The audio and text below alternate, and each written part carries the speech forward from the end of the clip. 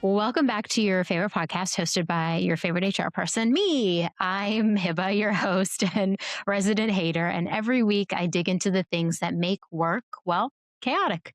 And this season we're tackling firsts because every career has those moments that fundamentally change how you see the work, from maybe your first investigation to your first layoff to the first time you realized a policy, a process, or even a playbook isn't going to make any decision any easier. And today's conversation is about one of the hardest firsts, the first time you realize that doing the right HR process still potentially ends with someone losing their job. My guest today is Stacey Norville, and we're talking about the first time she had to step into what was essentially an HR business partner role before the company even had one, and work with a manager to coach an employee through a serious performance challenge. But the situation wasn't that simple. More on that shortly. And if you don't know Stacey, you're in for a treat. Stacey is the VP of People Strategy at PIN, where she created the 50 over 50 Women in Tech list and the Guide to Inclusive and Equitable Workplace Communications. She's also the creator and host of the Toot or Boot podcast, one of my favorites. Stacey is passionate about creating inclusive workplaces where people can thrive and helping people teams evolve to meet the new world of work. She holds an MA with honors from in counseling psychology from St. Mary's College of California and a BA in psychology and communication from Stanford University. Stacey, welcome to the pod. I'm sorry I made you read so much bio stuff. That seemed like too much. I actually loved it, and I didn't know about your background in psychology. Like, I've known you for how long, and I did not know that about you. Yeah, there was a brief period of time, well, actually, even from undergrad, that I've been interested in psychology. I thought I could become a therapist. I went through the training and then I was like, oh, no, I'll pass. It's a little bit too hard. I'm so thankful for all the therapists in the world, because I would do the same. I'd be like, I could be a therapist. Then I would take the class and be like, absolutely not. I cannot do this job. Yeah, once you actually, all of the, I think you're like me. You love reading, you love learning, you do all that part, and it sounds great. And then you get in the rooms with people and start navigating some really gnarly challenges, and it's like, whoa. I think we have a lot of emotional um, drain that we experience in HR, and that's like 10 times more as a therapist. So it is not an easy job. I could never. I'm so thankful for all the therapists out there. Thank you for keeping us all on track, because Mhm. that is a job I just think is impossible. And also we should pay those people more, Oh yeah, yeah, because they're taking care absolutely. of the mental health of so many of us, and we desperately need it, because you and I both know a lot of issues outside of work always end up manifesting somehow at work. Oh yeah, yeah. So before we get to our topic, every season I pick like a fun teaser question. Honestly, I should pick like more fun and unhinged questions. This one's like kind of tame, but I think you'll really like it. What's something you believed about work in your early career that you've completely unlearned? So in my early career, I thought you come in, you do a great job, you do good work. And obviously, people will just see that and recognize that. And you're golden. You'll get promoted, you'll get raises. And that is not how it works. It's literally it's not how it works. It's not how it works. No. And it frustrates me when I see people still give that kind of advice, like and it's so unrealistic. It doesn't work that way. It doesn't. It's like as much as I hate to say it, it's also like getting promoted and getting raises and all that stuff is also sometimes like a political who likes you the most game. Yeah, absolutely. I think it has a lot more to do with, the advocates that you have, the sponsors you have, the manager you have, than Ugh. it is just about the work that you're doing, because you can do great quality work and those things aren't going to happen for you without some of those other things. Yeah, it kind of makes me sad. But that is not our topic today. This- that's an episode for another day, where we could get into like all the lies we were told about work. That could be a really Oh my fun episode God. we do someday together, Yeah. Uh-huh. because we have been taught so many lies. And every time people are like, but doesn't it work like this? I'm like, no, it really does not. No. It does not work like that. No. Um, for today's topic, we're going to talk about the first time you had to step in and be an HRBP because there was no HRBP. Yes. And Yeah. I think the situation, I won't spoil anything. Okay, let's just go. Let's start at the very beginning. Take us back to that moment. What was happening at the company where you had to step into this HRBP type role before it even existed? Yeah, I mean, I think for folks who have been in HR roles where it's like their first in or one of the first few in, they're at early stage startups, things like that. It's just that they want to keep the HR teams lean as long as possible. And so you're doing every possible role, you're doing every single thing because they are really going to wait until it's beyond broken Yeah, before they start hiring some of those more specific roles.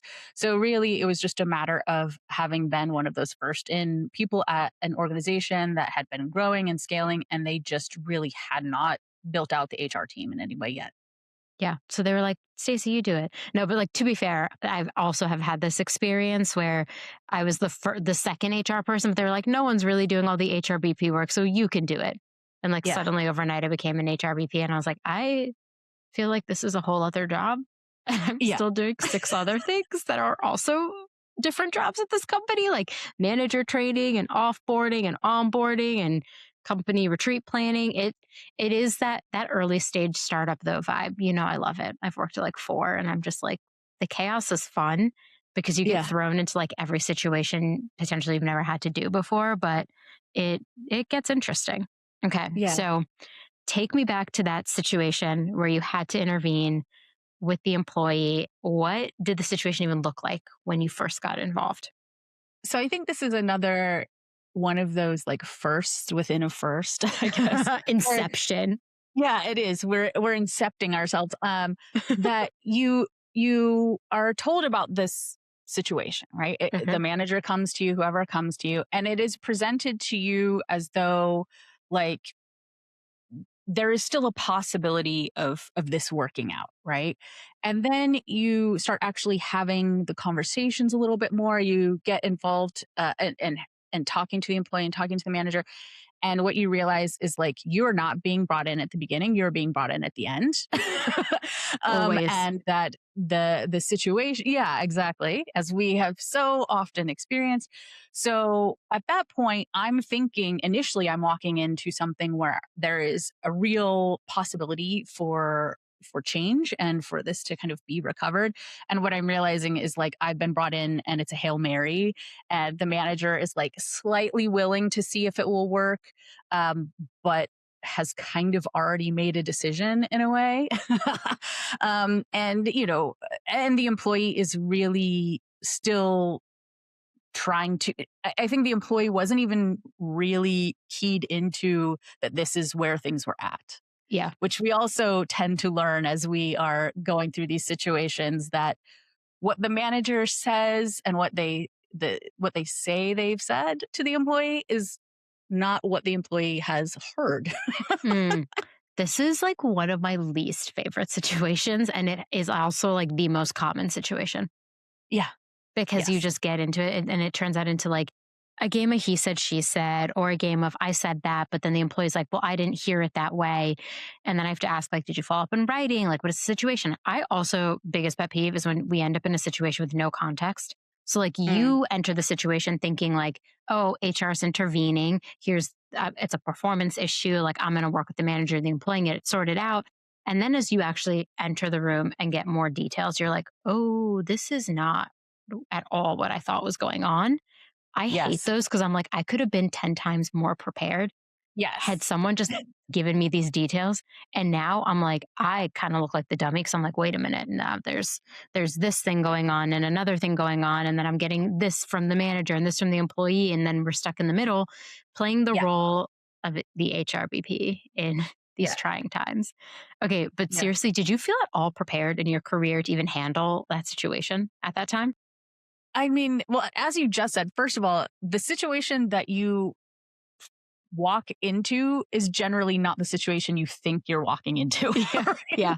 Just be prepared. Be prepared. Yeah. So I think initially I was scared because the stakes felt very high. You know, when you're doing something for a first time, like it is scary and you don't want to mess up and you don't want to Yeah. be the reason that someone's losing their job or something doesn't go well.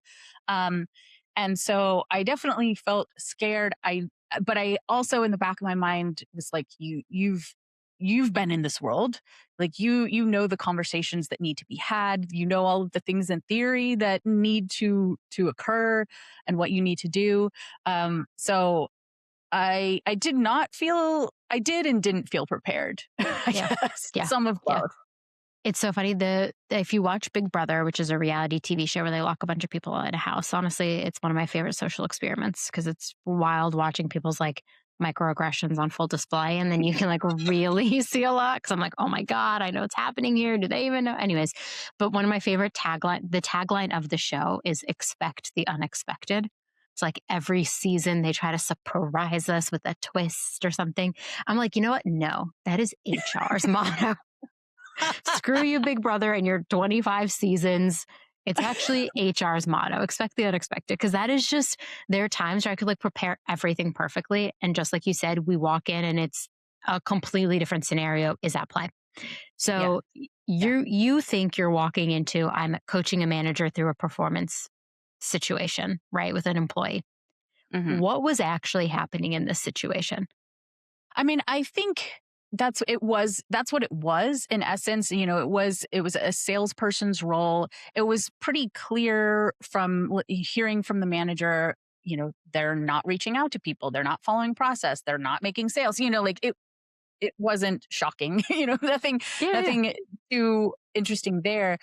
I think it was more so that like I walked into that situation again thinking that this was an early intervention and getting the impression that there was in the manager's mind still room to coach, to really work with this Yeah, person, yeah, and then realizing as I'm talking to them more so that that's not the case. And then it's always rough when you get, you get brought into that situation and it's a completely yeah. different. You're there to kind of close things out. Like the manager wants to say that the person is going to be let go, but they really are bringing you in to be the bad guy.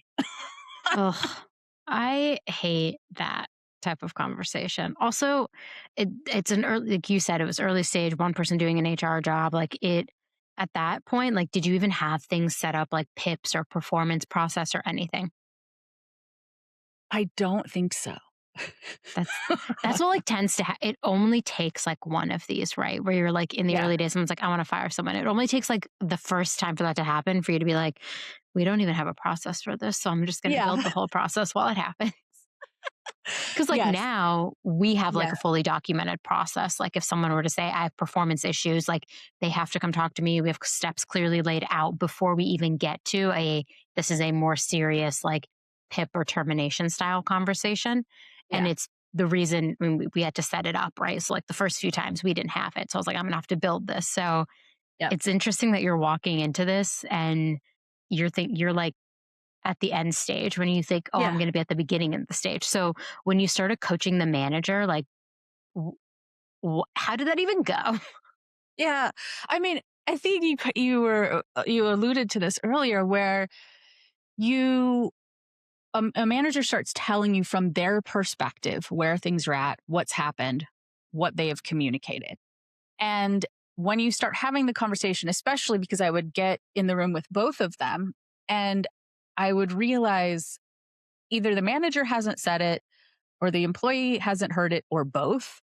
It is clear to listen to them that they are absolutely not on the same page. And even if the manager did give feedback, it wasn't clear enough, or the employee might have heard it but not realized, Yeah. they don't interpret it as this Yep. is a performance problem, right? They're just like, oh, they're just kind of giving me some feedback. And there was a complete disconnect, and I think that's really like that first thing where you start to, because I wanted to give the manager the benefit of the doubt and they're telling me all of the things. Oh, I You're told so them this and kind. this and this, and you're like, oh great, you're doing such a great job. You're you're so kind. I'd be like, show me, prove it, dial me into the conversation. Just kidding. I don't know why I just used that voice. No, but that's we should assume that they're doing the right things. We know they're usually not. I mean, these were in my more naive days, let's Yeah. say. Been there, trust me.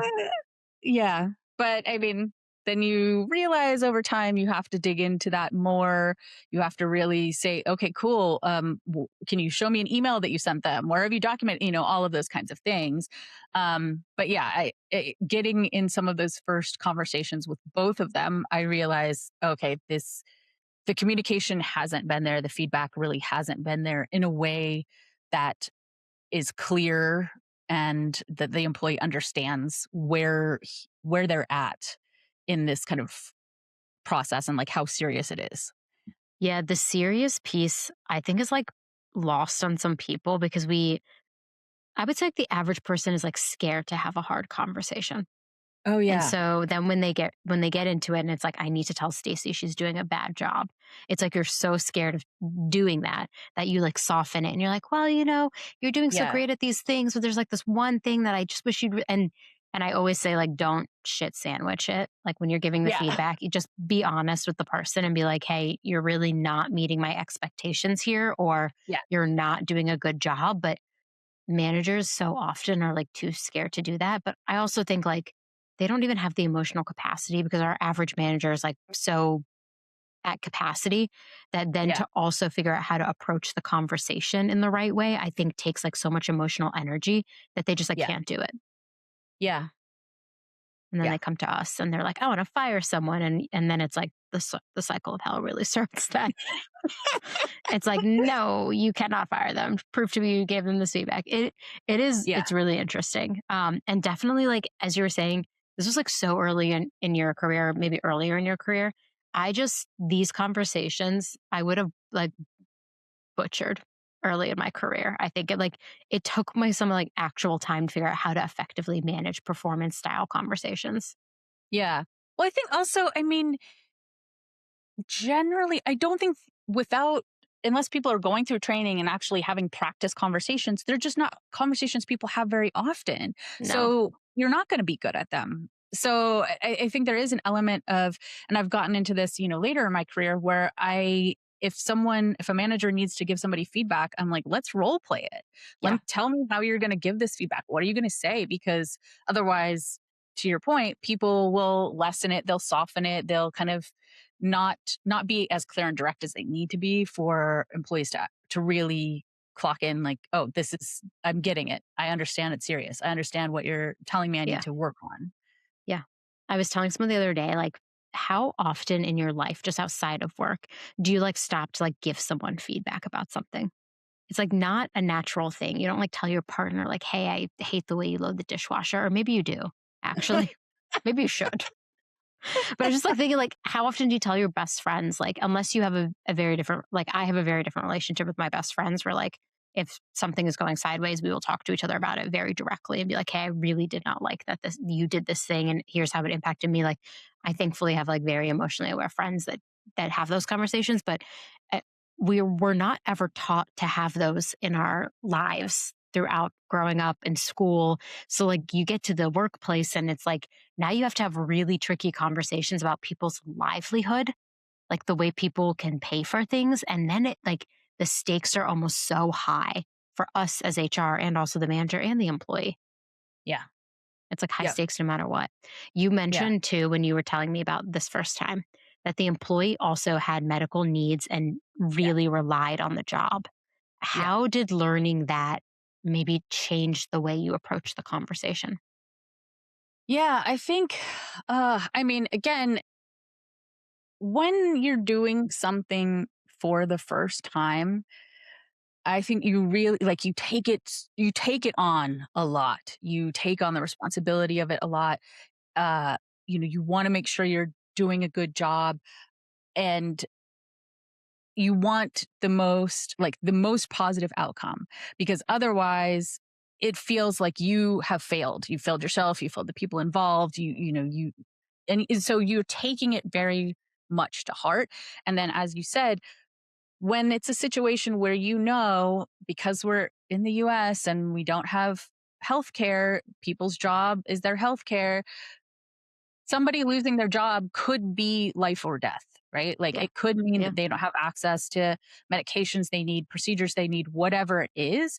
And so when there's like that extra element added on top of it, and I think it wasn't, literally life and death for this person, but it was significant. It was a very significant concern for them. You're trying that much harder to make a situation work. Yeah. And I think it made me even that more resistant to recognizing that it wasn't going to work. And so uh, I might have like stayed with it longer because it was like, this is my first time, can't mess it up. This person has real needs. I mean, we all do. So Yep. that Yep. is not different. Yeah. Um, but really just trying so much harder to make it work and not kind of seeing that really ultimately like the person was not going to be successful. And so that wasn't going to change. No, it also, sidebar, I hate that our healthcare is tied to our employment. It feels so icky. And for like my whole life, I never questioned it really until I like entered HR. And then I was the fuck? Like, Yeah. I like, what? Why? And then you like look at other countries. Like obviously in Europe, taxes are higher and very different, and they've set up their systems very differently, and they have less land to cover and humans to manage within their individual countries. But I hate that someone loses their health care when they lose their job in this country. It just feels so unfair. Yeah. I mean, I think that's like the extra way. I know you've talked about this before. We've, as HR people, think about this a lot that when you are essentially in a place where there isn't a lot of safety net and you know that taking away somebody's livelihood could put them into medical debt, make it so that they're not getting medications they need, make it they all of that kind of stuff, like you have to take the responsibility of that. You have to feel the weight of that Oh because you yeah. know how detrimental it can be. And and it really makes me wonder what it is to do HR in countries where that isn't the case, where you don't have to have this kind of sense of like, okay, well, this could completely devastate this person, Yeah. right? To just be like, oh, you're still going to be okay if Yeah. you don't have this job. And if that wouldn't even make us a little bit freer to move around in the job marketplace if we didn't have that kind of need to like hold on to a job because we had no alternative. Like, what would that look like? Anyways, that's a whole other thing. Yeah, But that could be honestly, a whole other episode. We yeah, should get someone from Europe on here so they could tell us, anyone in the European countries, like, what is it like when you don't have to worry about the employees, entire livelihood? Like, is there more fluidity in the talent market? I wonder, like, yeah, we should do that on another episode. Cause now I'm like really yeah, curious. I'm going to go Google this afterwards. But no, I mean, like, it does really sit with you. I'm like at a level where yeah. someone the other day on TikTok was like, I once knew this HR person who loved firing people. I was like, loved firing people. That's my least favorite part of the No, job because of all of these things that go into play with it. It's like, one, I care about my coworkers as humans. Two, like, yeah, I'm lucky I work with people that I genuinely love and adore. So I'm like, even then, that makes it even harder. And then you're thinking like, what is this person's financial situation, which we know the average American lives paycheck to paycheck, doesn't have enough money in right. savings to cover. So, like, you're running through all of that as HR. And so, when somebody on TikTok was like, I knew this HR person who loved firing people, I almost commented, like, that person should go to hell.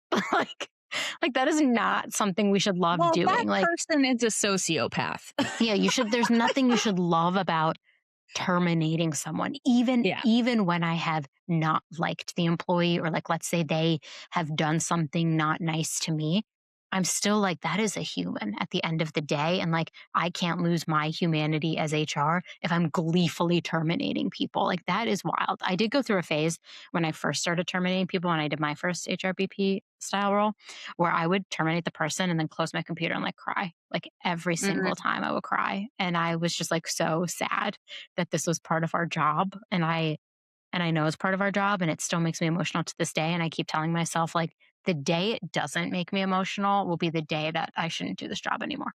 yeah. That's because something in me has died.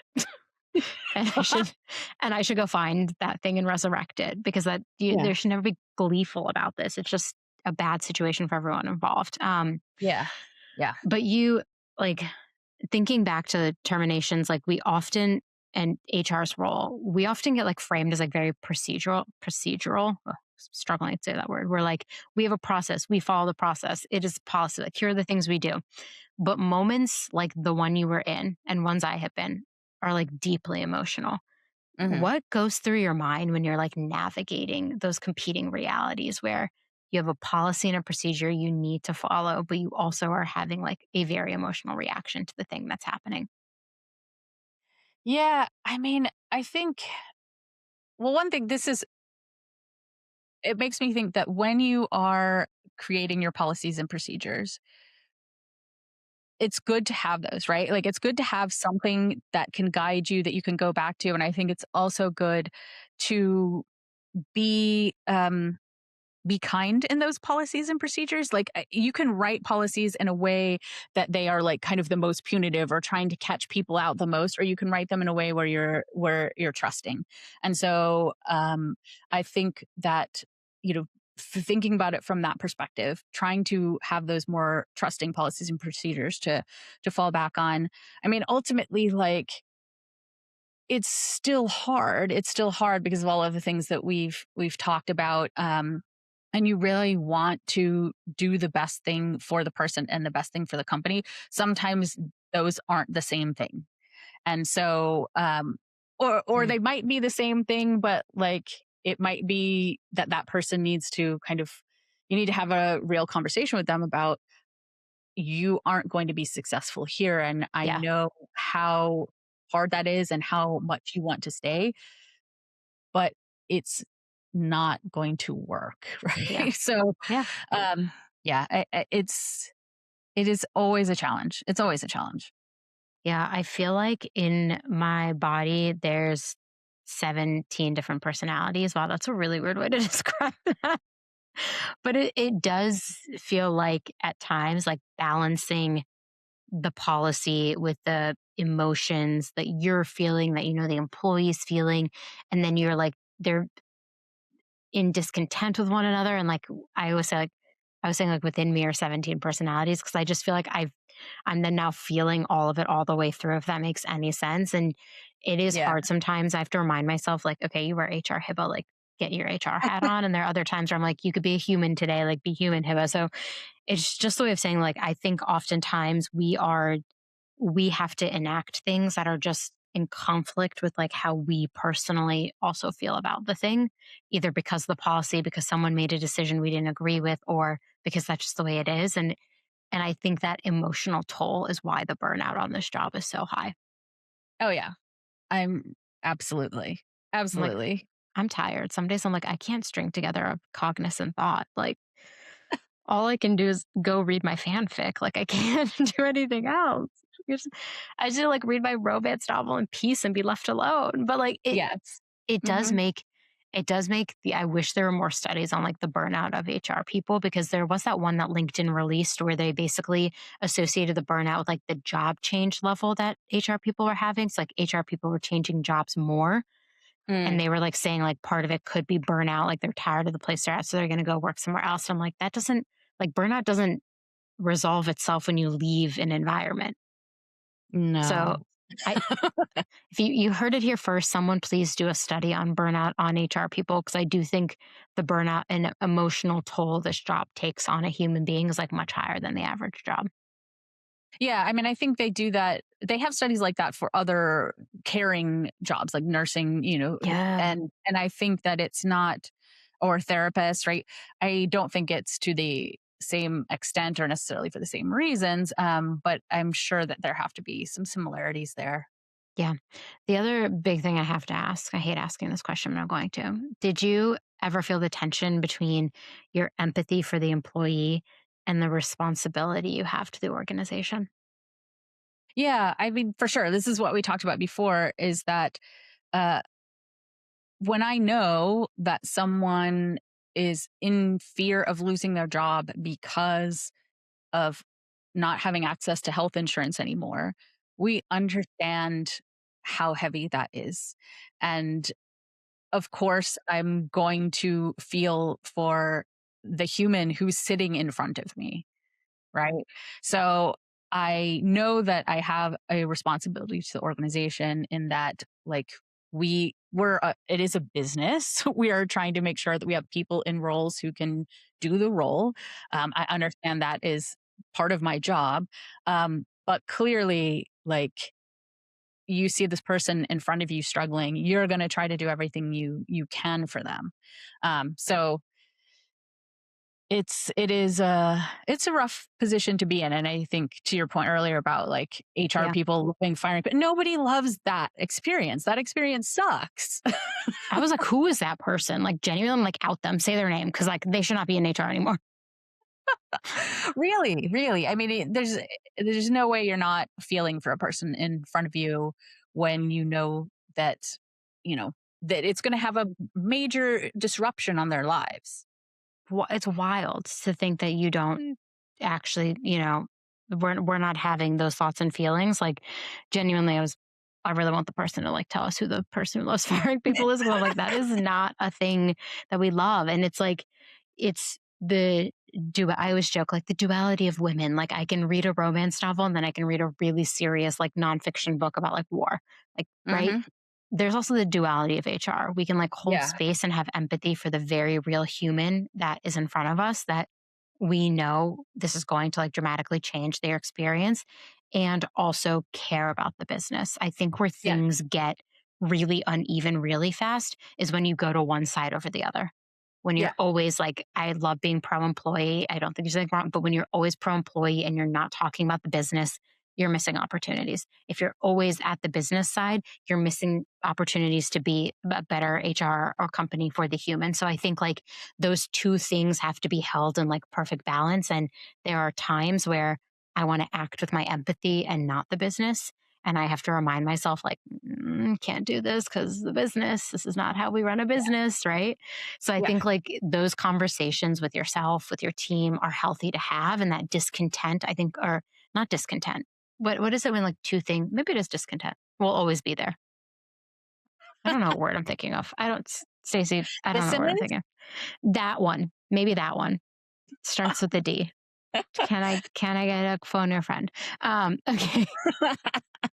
So the outcome of this particular situation where you were navigating your first time in an HRBP role with a manager who brought you in at the ninth hour at a situation that was more far along than you ever thought, then the employee discloses like medical situation. I need this job. I need this healthcare. When in all of this did it become really clear that the outcome might eventually be a termination? Yeah, I think we had set up kind of, I think it was maybe weekly check-ins or something like that, but we did have meetings regularly. We were communicating. I was meeting with them both weekly, communicating with them separately aside from that. And after, I don't really, it was a while ago, so I don't know how long, but I think at some point it was like, okay, this is clear that things aren't improving. Yeah. And I know that I wasn't brought in early. So this performance problem had been going on for months before that. Even with the intervention, it's still not Yeah. improving. Yeah. So at that point, it was like, okay, let me think about what I can do to create the best exit for this person. Yeah. I mean, and how did you prepare yourself and the manager for that possibility? I mean, the funny thing is, right, I think the manager was ready for that from the The beginning. Yeah, yeah. Then you came in and you're like, "Hold up, Yeah, I think that they were slow it already down." there, and it was more about me kind of working through it and being like, okay, well, let's make sure. Did we really do all of the things that would have given this person an opportunity to be successful? We need to try those things first. We need to make sure that we've done those things. And once we had, it was kind of working through the like, okay, the mental and emotional part of what is going to happen to this person, and then saying, okay, but yeah, the exit is what it's going to have to be. Yeah. Were were you at all like, were there any moments where you were like, "Oh, I don't know if this is the right thing?" I mean, there's what's right. Honestly, good, excellent question. That's a whole other episode too. I mean, that it was the right thing for the company for sure. Um, was it the right thing for the person? I don't think the person was going to be successful. So in ways, yes. I think one of the things that I think about when reflecting on it, and I've been lucky to work at companies where they weren't just US based. So I got Mm, exposure to how things occur in other countries. And then comparing that to how we do it in the US. And in the US, we don't have a lot of employee protections, right? We don't have a lot of safety nets. And so when you experience how it is in other countries where it is maybe a bit more in favor of the employee in terms of the protections, they have more protections. You think about like, okay, well, I don't have to do the US legal minimums here. we yeah. we have some room to play. And I think in other countries, my experience has been in Australia and the UK, there is a bit more of a perception of like duty of care for an Mm, employee. yeah. And so when I think about that exit in particular, I think we did things to really exercise a duty of care towards that person and not just do what we could have done and been like, okay, bye. Which, you know, legally we could Yeah. have. Yep. But we really tried to create an exit package for the person, a timeline for the person that was going to allow them to have like insurance for the longest period of time and all of these kinds of things. Um, then it felt like this is as right as these kinds of situations can be. Yeah. It's so funny. Like, what is right could be a whole nother episode because it's like to answer that is shockingly hard. Yeah. It's Yeah. shockingly hard in this job. And like, I'm always Yeah. just like, keep to my North Star. And like, if I'm following my values and doing my best, like, it will be as right as I can get it. Yeah.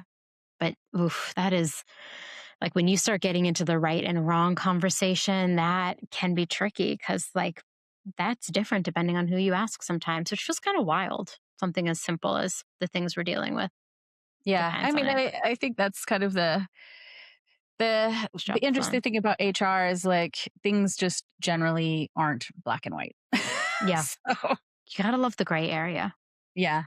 Yep. Yeah, I mean, I do thrive in ambiguity, but that gray area is never ending because then you have to be like, well, the law says this, but Yeah. technically you could do that, but then this would be the risk of this, and then this could happen. So it's like, you're right. We just got to be really good at the gray area, which Yeah. is hard for a lot of people, honestly. Yeah. It is. Like, Yeah. It it is. took me a while to like get comfy with it too. Like I liked sometimes I used to like my clear little rules and like my lines, and now I just feel like I let go of that a long time ago. And I'm like, we'll figure it out when we figure it out because that's just Yeah. life right now. There's the only way I can deal with it. Um, Yeah. when you're thinking back on this experience and like your work now, how did this experience kind of shape the way you approach performance management today? I mean, I think, yeah, it was really informative, right? Because it did give me some of those early signals of what we've talked about. Yeah. Managers don't always give clear feedback, even though Yep. they tell you they do. They don't always make their expectations clear or communicate them clearly or well.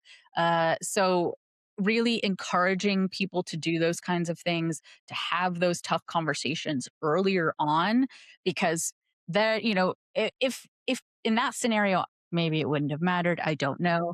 But if I had been brought in 6 months earlier, maybe it would have made a difference. If we had started having those tough conversations, had been more clear. At the end, it's really hard to, because the paths have diverged so much, it's hard to really affect change. So, yeah, earlier interventions, better regular feedback, clearer feedback. I think that's all been part of what I'm really advocating for managers to do now. I mean, I love that. But that first experience, the first time you do something, I feel like always sticks with you no matter what, because of like back to what I said at the very beginning, you learn so much. Yeah. You Yep. also like probably don't even have an opinion on the thing you're doing for the first time until after you've done it and you're like, "Oh god, no." And I'd never do that again. But like now at this point, like performance management to me is I can do it with like my eyes closed, but those first few times where I had to deal with really tricky performance issues and it was just like a gray area and I didn't know where to go and it felt like more of like a choose your own adventure than something I like clearly mapped out or knew how to respond to. Oof. I Yeah. don't I forget about that. These days I'm like, I know what happens next. Yeah. Well, I mean, I think the thing is too, I mean, in this situation, it was a sales role, and those tend to be a little bit So more clear. Yep. clear, right? Yep. If the performance is good or not. But it's often not so clear. Like there are No. plenty of roles where what good performance looks like is not clear or is not clearly defined within an organization. And so, yeah, The again, another episode. the not clearly defined, I'm like, did you tell somebody what good looks like? And the when a manager's like, no, I just don't they know? And I'm like, No, no, we all have different definitions of things. no. How Yeah. would you know? So I think that is also just really interesting. So when I read your bio, I learned that you had that background in counseling psychology. Did that at all come up in any of this? Like, were you like, oh, I remember reading this about this and that? I mean, I think in a way, like one of the great things about having gone through that program is that it really, you're using therapist skills, you're learning to listen, you're learning to evaluate, think about, reframe, say the thing back to the person to make sure that you're understanding, to make sure that you're making them feel heard and understood. And so I would say in that situation, I would hope that the person felt that they were really cared for and really heard and understood. But maybe not because they were losing their jobs. So they really, it was still devastating for them. So I would hope that it was something that was done in an empathetic and compassionate way, even though it wasn't a good situation.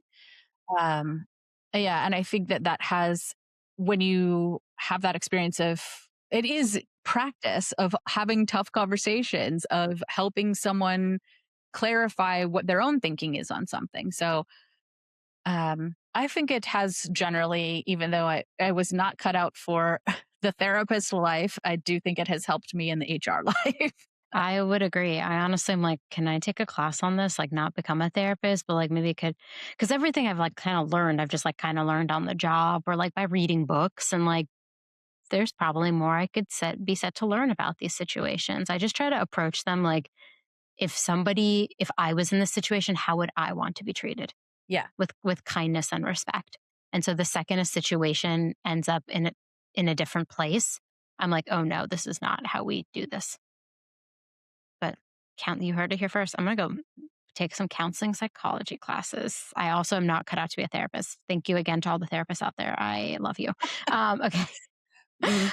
For HR professionals who are facing their first situation like this, like say they're walking into their first performance conversation where everything is sideways and you learn so much more that you didn't even know was at play.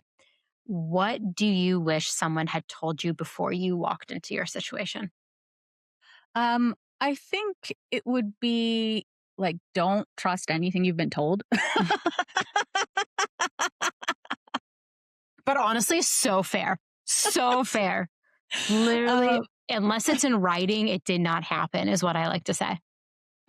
I mean, yeah, because, you go in, you really need to hear, obviously, get all the information you can, hear from the manager, hear from the employee, really to get that understanding of what actually has been said, what actual feedback has been given. Um, and I think also, like we were talking about, it can be such a heavy thing. It can be hard to create this boundary when you know the impact that it could have on somebody's life, and it can Yeah. be a very big emotional weight. So I think there is also what I would tell people is to make sure to also have that boundary for yourself, and give yourself some grace and be a little bit self-protective because you need that as well. Like you need a little bit of of a boundary there for your own emotional health. Yeah. I need to be better at that boundary setting. I'm working on it. I always say I'm working on it every year since like 2023. I think I've been saying I'm working on it. I mean, it is a tough one because we're dealing with humans all the time. We're dealing with emotions and people's livelihoods, and those aren't light things. So No. it's a challenge. Is anything light about this job, Stacey? Oh, Exactly. That is a great answer because no, because nothing is light about this. I think, I don't know, maybe it's like the external pressure of the world being so chaotic yeah. and not fun. So Yeah. that then all the pressure of knowing what we know about average Americans and the spending and everything like that, I feel like our job is. I asked this question like seriously to my community recently where I was like, did you all think 2020 was harder or 2025? Because I thought 2025 was just an awful year. Like maybe it's because I'm so far from 2020 that I don't remember how bad work was in 2020, to be clear. Like I had to go to a neurologist because my arms went numb in 2020 because I was typing for so much that they thought I might have like pinched a nerve or had something more serious going on. So like Wow. Okay. Yeah. 2020 was bad for me, but I thought 2020 was actually worse. 2025 was actually worse because it just felt like the speed of everything happening was like light speed. And then the world is not in a good place right now. Majority of the world Yeah. feels like it's not in a good place. And so Yeah. I don't know. I mean, I feel that because I think in 2020 there was more of an idea of kind of a communal experience. Yeah. And in 2025 it was just like dumpster fire, and it didn't feel like people were working towards a similar goal, or yeah, and it did feel like there was just every day waking up to, what am I going to wake up to? Yeah. At least in 2020, we knew we were going to wake up to a global pandemic that was still happening. And yes, we did lose a lot of people's lives. And I'm very sorry if anyone listening lost someone they loved due to COVID, because probably every single one of us knows somebody who did. And like that was like a very serious time, but it did feel like we kind of like knew what the state of everything was kind of every day. I don't know. Maybe that was just me. But every day I wake up in 2026 and I'm like, I can't fucking believe I just read that headline. Yeah. Can't believe that just happened. I can't believe this just happened. So it's definitely proving to be a very like heavy time. So that's why I loved your advice of like set your boundaries and respect Yeah. them. And take up embroidery. I love that. Are you embroidering? I am. Yeah, there is something, I think a lot of people are going back to like the old timey hobbies and things that they do with their hands. Love. Um, and the thing about repetitive motion, it calms the nervous system. So there's doing that Oh, repetitive motion, and then also the sound, like the sound of the needle kind of poking through and the thread pulling through is also like pretty calming. So I think take up an old timey hobby, start pickling things, or I don't know. does my reading count as an old timey hobby or no? Sure. If you do it by candlelight. I'm not allowed to light candles in our home just because I feel like I'd be the person who would forget them and then Okay. I don't do that. But like can I read by I have a light that goes around my neck that like Yes. you click on and it's like two little bulbs and you I can like use I use that for my embroidery. wow. So you and I are just living parallel lives. Yep. You with the embroidery. Okay. Maybe I will. I tried to pick up knitting, but I was not good at that because my mom was like a big knitter and my high school best friend just like knits like items for our other friend's baby. And I'm like, that is so impressive because I just don't have that skill. Yeah. I have the scrolling skill. I have the thumb that can scroll. Maybe crochet would be better for you then. We'll figure you heard it here first. I will be picking up an old-timey hobby. I'm sure I will notify all of you in the most annoying way possible on every single social media app I can find. So stay tuned for that. Stacey, for people who want to get first of all, thank you so much for spending so much time with me today. I get to see you later today too, because we have like another meeting. I know. And I still have to catch you up on all my life things, but that's not for this podcast. That's personal stuff. Sorry. For those that want to get in touch with you, how can Yes. they do that? Yeah, find me on LinkedIn. I'm there quite a bit. And you can find the Toot or Boot podcast on Spotify, Apple, wherever you get your podcasts. For a while, I was calling it Toot and Boot, and I thought that was kind of funny too to myself. I was like, we're doing both. Yeah. I mean, we usually do both, Yeah. actually. So, I need to come on. Can I come on next season? This is me making my plea to Stacey oh, to come yeah, on her podcast next absolutely. season. Yes. Absolutely. I can't wait. You make me laugh in so many ways all the time. I'm like, people are like, you're so funny. I'm like, me? No, there are way funnier people than me. Stacey is one of them. I have to tell the story and then we can end this episode, but I will Okay. end on this like fun story of us at Transform last year. It was the first time we had met in person. First of all, I didn't even realize it was you. That was funny. But I'm bad when yeah. I'm so bad when it's I like think, was it connecting. you that was like, oh, here, take our picture? And I was like, Yes. oh, hi, I'll take your picture. I do know you, though, also. And then I shared, I was like, that was Stacey. It's hard when like your picture and then you see you in person. Like at that point, I don't think we'd ever been on anything virtual with each other either. Now we're friends. Okay, I made up for it. I said sorry. Sorry. But that was hilarious. My favorite bonding moment wasn't that one. Was the one where we went to like a main panel session and both of us were standing there in the corner talking to each other, like while the keynote person was talking, which is not great behavior. I understand, but we were like whispering underneath our breath.